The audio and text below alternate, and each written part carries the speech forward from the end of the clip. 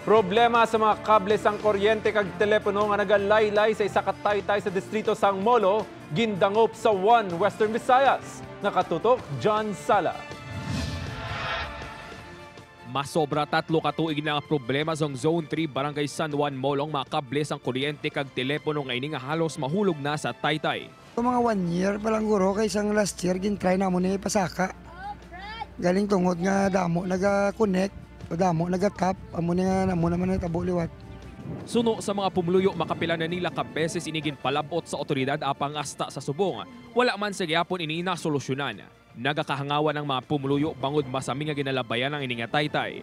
O kag-ground sa kay magkwanda magulanda mabasa bla connect dun sa nodo tubo. So may nakaagi na may nakuryente. O kagi man.